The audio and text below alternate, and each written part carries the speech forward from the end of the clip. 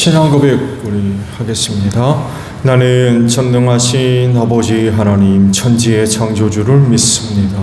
나는 그의 유일하신 아들 우리 주 예수 그리스도를 믿습니다.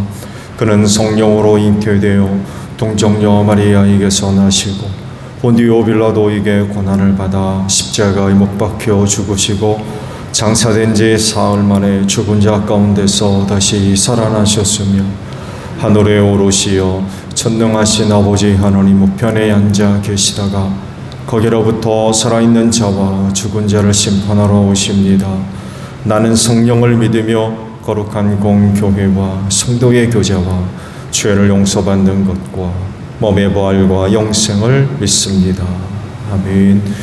165장 우리 찬송하고 말씀을 봅니다.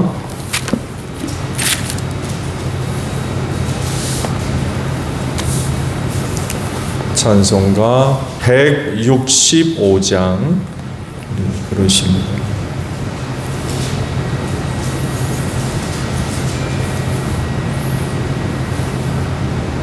주님께 영광 다시 사신 주 사망 권세 모두 이기시었네.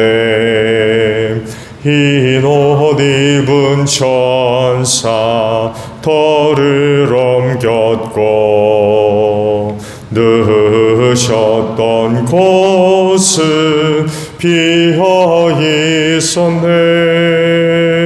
주님께 영광 다시 사신 주 사망 권세 모두 이기시었네.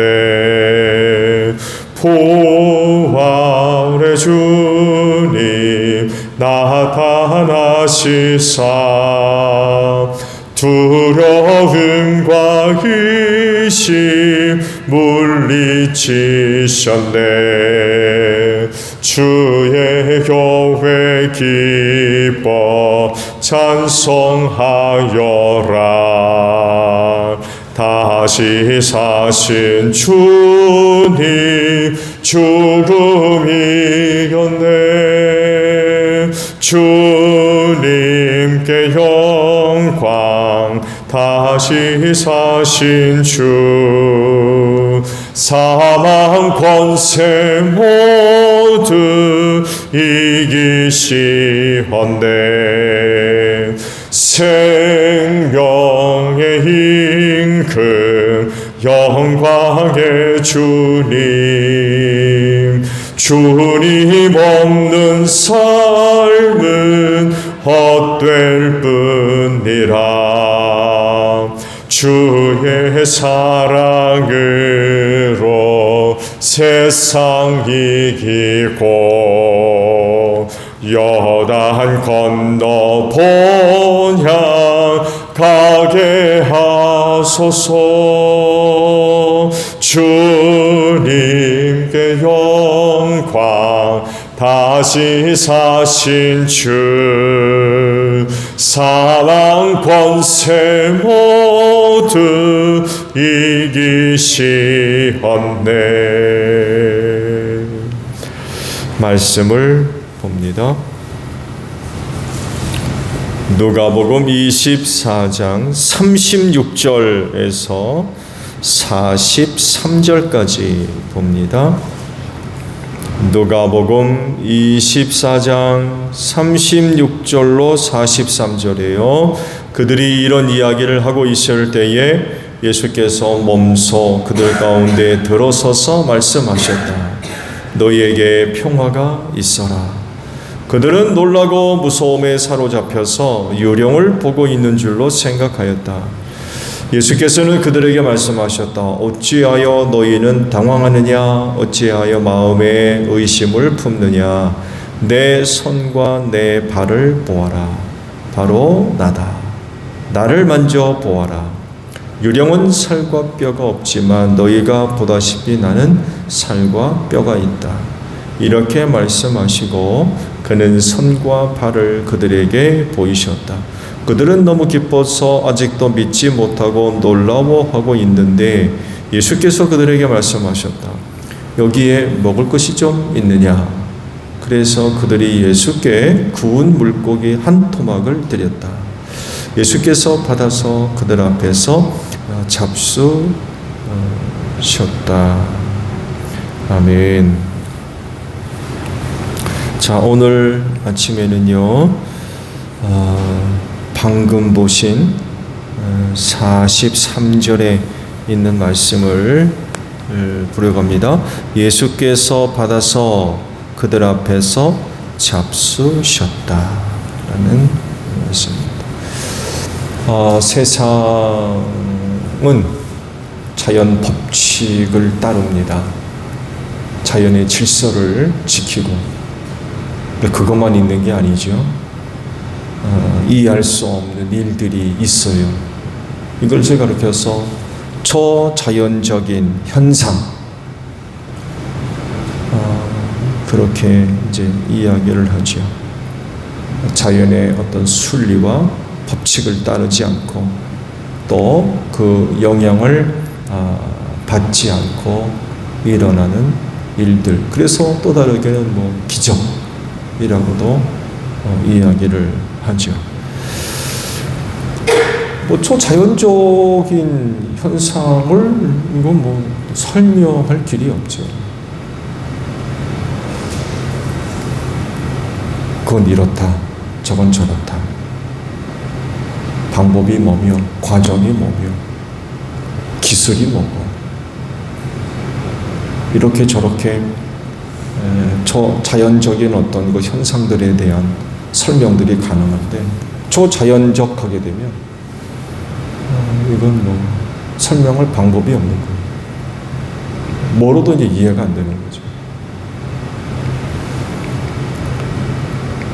예수님의 부활을 어떻게 설명할 것이냐라고 할 때 사실 설명이 안 돼요. 그럼 어떻게 이해할 거냐라고 할 때에도 이해도 안 돼요.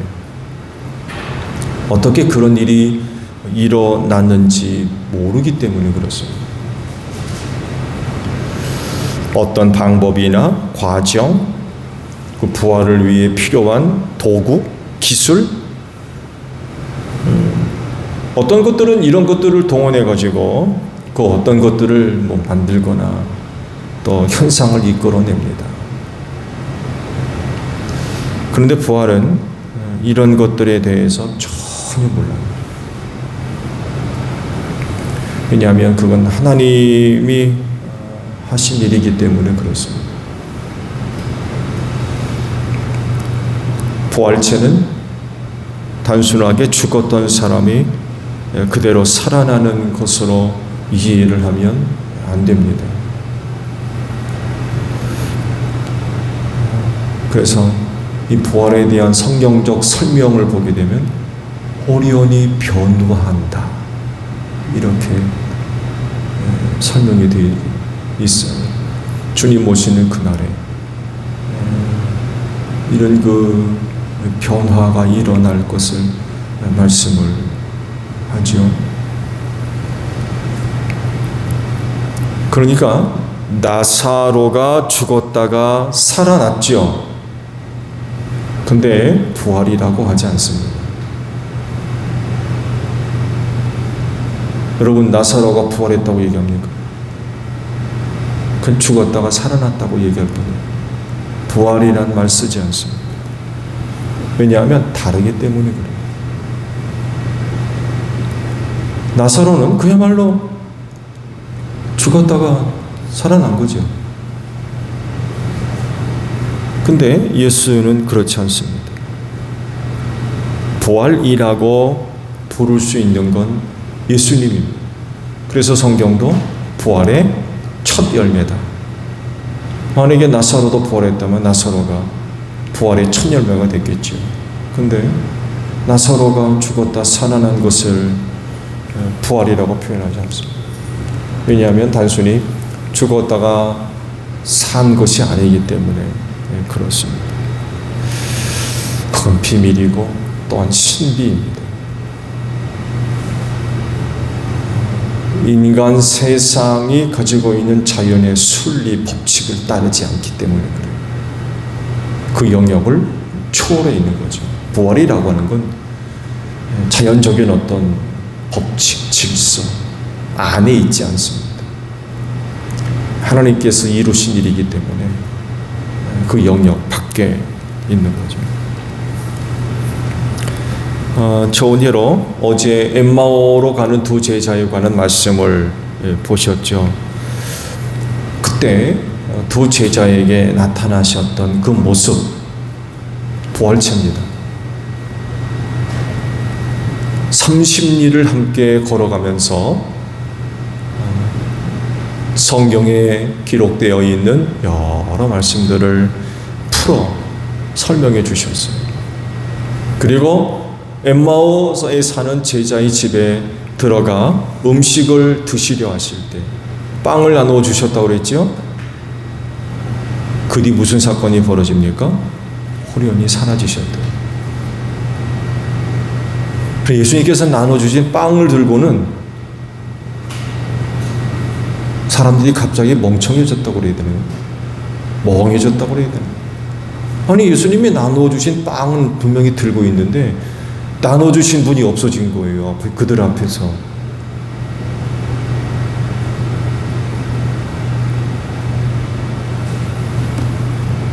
그리고 그렇게 사라지신 다음 제자들이 그 집에 안 있죠. 바로 일어나가지고 예루살렘으로 돌아오죠.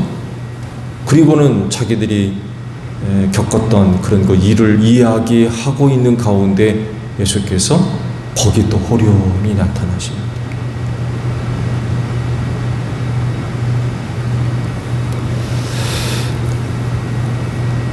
그랬을 때 제자들의 반응이 가관이죠. 유령인 줄 알아요. 못 믿는 거죠.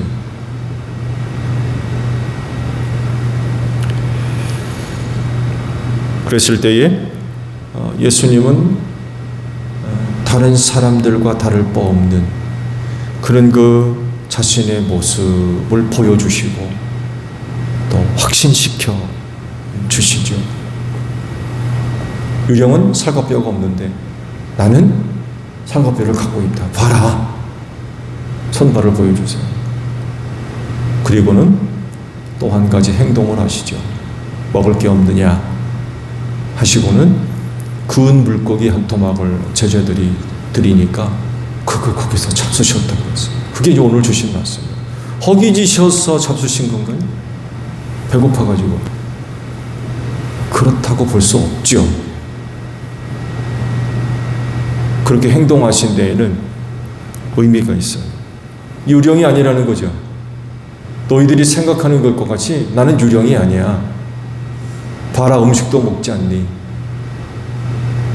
확인시켜 주시는 거죠. 이런 것들을 볼 때 부활체는 앞서 말씀을 드린 대로 신비입니다. 그래서 설명이 안 돼요. 호련히 나타나셨다가 호련히 사라지셨지만 음식을 드시는 살과 뼈를 갖고 있는 그런 분이셨어요. 이걸 어떻게 설명해요? 영으로만 존재하는 그런 것이 아니라 사람의 몸도 갖고 계셨던 거죠. 여러분, 이게 부활체입니다. 이게 죽었다가 살아난 겁니까? 그냥 죽었던 사람이 사흘 만에 다시 살아나는 그런 단순한 그런 그 개념이 아니라는 거죠. 시공간의 제한을 받지를 않았어요. 이게 부활체입니다. 그리고 그 모습 그대로 하늘로 올라가셨죠.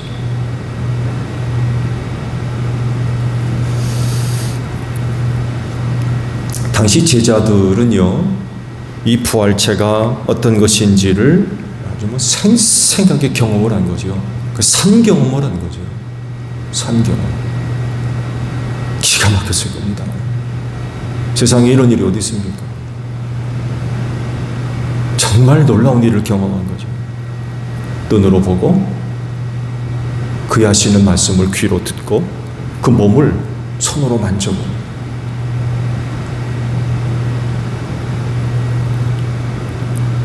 그러나 호련히 사라져버린 부활의 신비죠.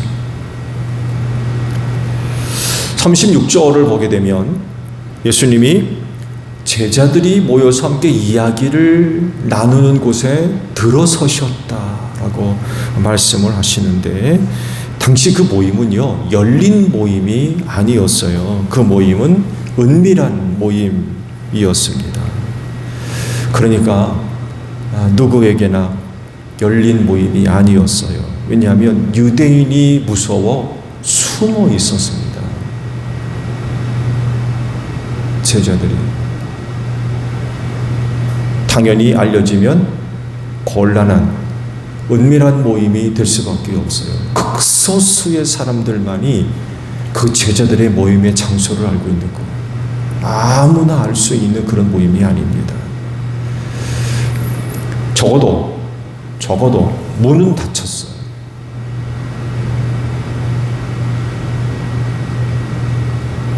더 깊게 생각해보면 안으로 잠겨 있었습니다. 아무나 들어오면 안 되기 때문에 그래요. 그런 곳에 나타나시고 누가 가서 문 따드린 적 없어요. 엠마오 제자 앞에서 호련히 사라지셨다고 하죠. 갑자기 없어지시고, 나 화장실 갔다 올게, 그리고 안 온 그런 개념이 아니에요. 그런 그분이 그런 곳에 또 호련히 나타나신 거죠.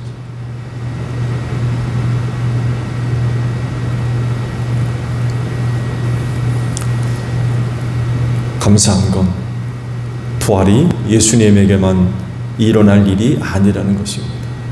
그를 믿는 자들에게도 이 은혜에 참여하게 되는 그런 그 은혜를 주신 줄로 믿습니다.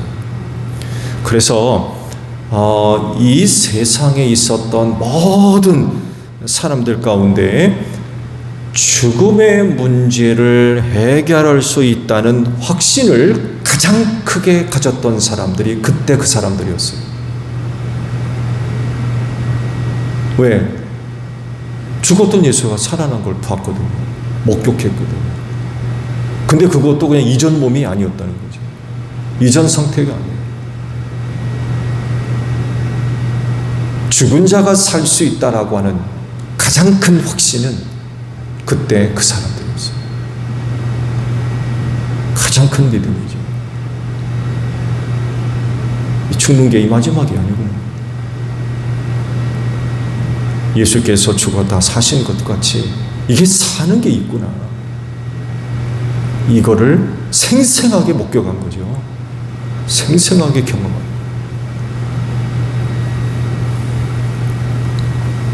그 확신을 가장 강력하게 가질 수 있었고요. 이건 어디로 연결됩니까? 전도로 연결됩니다. 죽음을 두려워하지 않는다. 죽은 자의 부활을 알기 때문에 복음 들고 세상 속으로 담대하게 나아가는 거죠.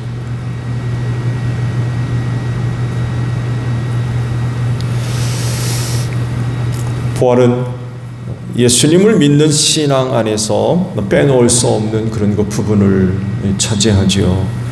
이것이 없으면, 결국 이 믿음이 없으면 믿음은 헛되고 그를 믿는 사람들은 세상에서 가장 불쌍한 그런 사람들이 될 수밖에 없어요. 의미가 없기 때문에. 예수를 믿는 의미가 없어요.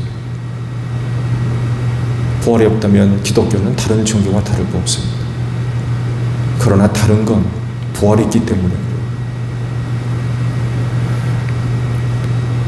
부활의 신앙은 결국 예수님을 믿는 것의 완성이라고 할 수 있어요. 다른 건 다 믿어도 이건 내가 못 믿겠다. 그건 신앙의 완성이 될 수가 없어요. 부활의 신앙은 곧 예수 그리스도를 믿는 믿음의 완성이라고 이야기할 수 있습니다. 이 부활 신앙이야말로 그리스도인 되게 만드는 굉장히 중요한 부분이에요. 이 부활신앙 가지고 신앙생활이 돼야 되고, 이 부활신앙을 가지고 이 세상을 살아야 됩니다.